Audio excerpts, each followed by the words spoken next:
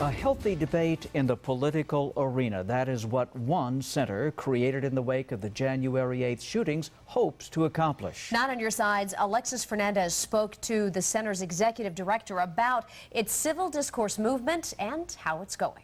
Well, Jennifer Guy, Carolyn Lukensmeyer, the executive director of the National Institute for Civil Discourse, paid a special visit to the Night on Your Side studios this morning. She says although it may seem like we are becoming more respectful when it comes to politics, there is still a lot of hatred out there. It's been nearly 2 years since Pima County Sheriff Clarence Dupnick shed light on civil discourse. His statements came on the morning of the mass January 8th shooting that left 6 dead and 13 injured, including Congresswoman Gabrielle Giffords. That this has not become the nice United States of America that most of us grew up in. Shortly after, the University of Arizona felt it needed to do something, so it created a nonpartisan institute to focus on civility. Americans who come together to talk with their congressmen should feel safe and should be able to be engaged with each other and with the congressmen in a robust disagreement and have no fear for their safety. We asked her why it's gotten worse. Is that the big issues facing our country, we're not making any progress on them.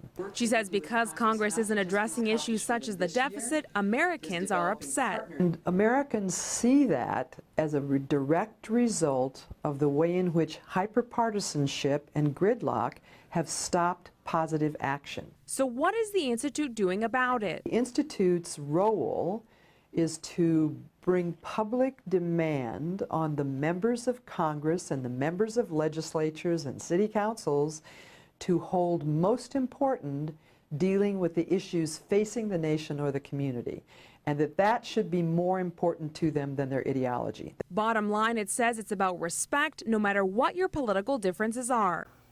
Now, the center is funded with private donations. This week, it plans to roll out an initiative called Your Words Count Online, which will guide people on how you can voice your opinion to Congress. This particular institute is different from the one started by Congressman Ron Barber called the Fund for Civility, Respect, and Understanding, but they are working together.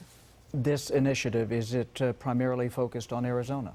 Well, it isn't. It's what you would call, or here in Tucson, it's a ground zero, but they are still working with institutes from across the country, really trying to figure out what the root causes of hatred and how we can change that moving forward.